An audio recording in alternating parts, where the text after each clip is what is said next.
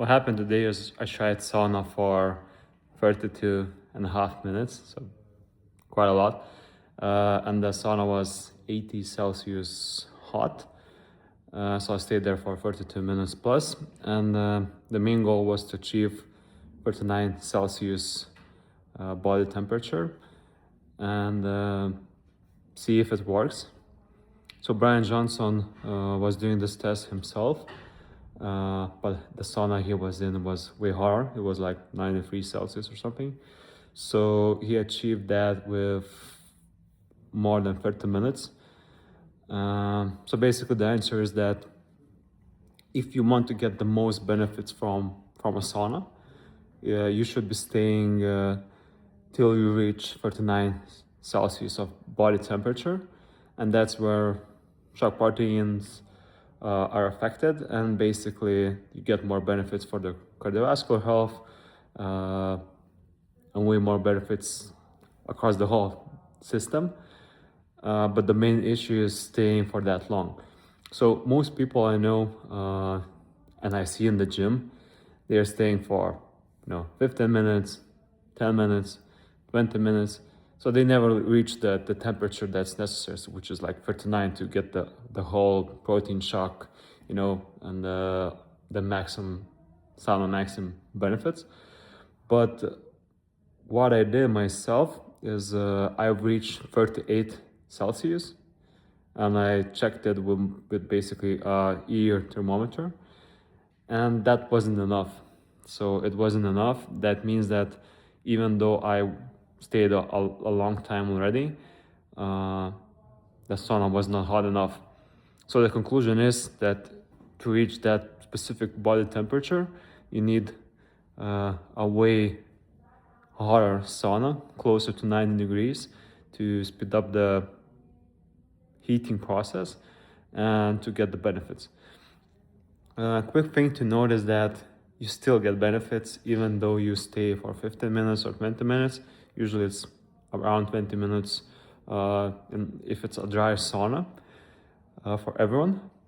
But you need to really take care of yourself, meaning that electrolytes and for men, if you're doing sauna daily, like I am doing daily, the biggest problem is testosterone drop and fertility rates decrease.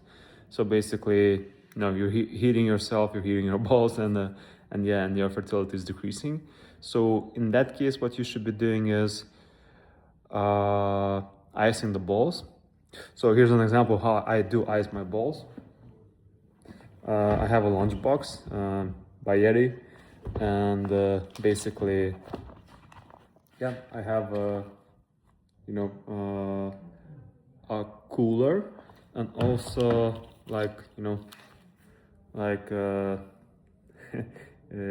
ice breaks. That's the brand, and I have my cotton shorts and a cotton towel, and between those two layers, that's where I ice my balls.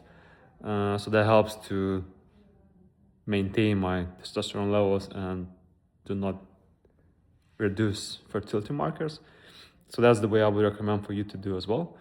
If you're a man, because who wants to have bad or low testosterone, and who likes to get their fertility rate dropped, even though you have 5 kids or whatever, knowing that your fertility is decreasing, psychologically it just doesn't make sense and makes you feel not like complete in a way. So basically 80 Celsius sauna, the one that I tried, did not help to reach the body temperature I wanted. So what I'm gonna do now is I'm gonna stay doing 20 minutes sessions in that sauna, still icing the balls, and also we'll try to search for another sauna that's way hotter and still dry. In a discussion, dry versus wet sauna, there's basically a clear winner, which is dry sauna. So with dry sauna, you can stay longer and rise your core body temperature faster, and maintain, you know, while it's rising up, because on the last minutes it was getting hard.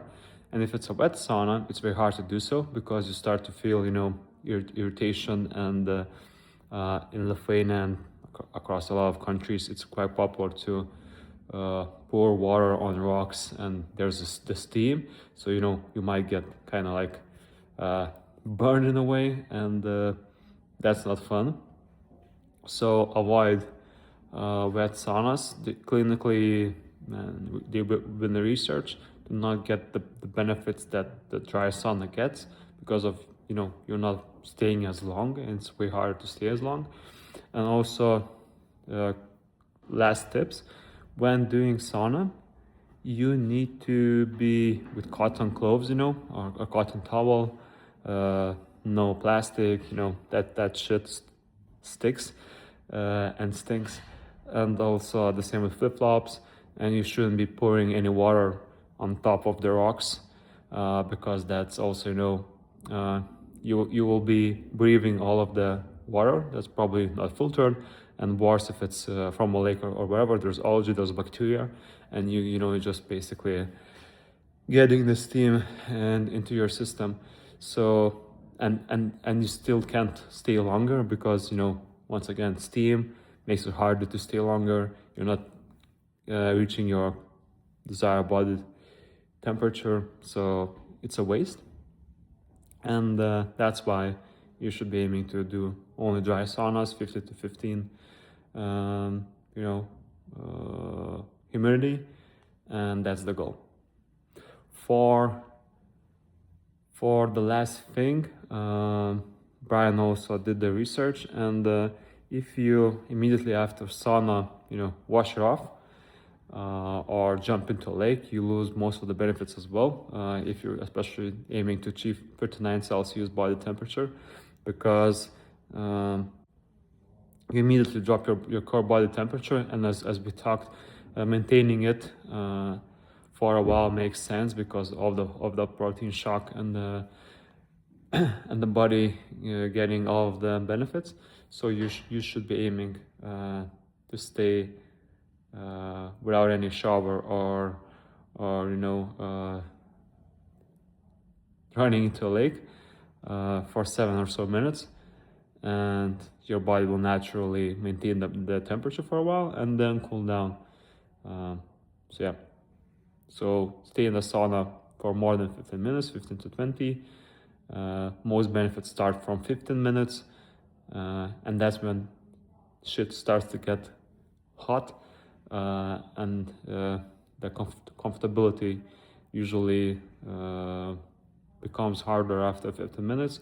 So that's why stay 15 minutes and plus, because that's where your actual body starts to heat. Before 15 minutes, you're not heating your body, as the temperature is not that easy to be, you know, raised. So happy sauna experience, and I also sharing the video that shows how I did it myself, and measured, you know, the temperature. So happy sauna maxing, and do it for the benefits and for the fun as well.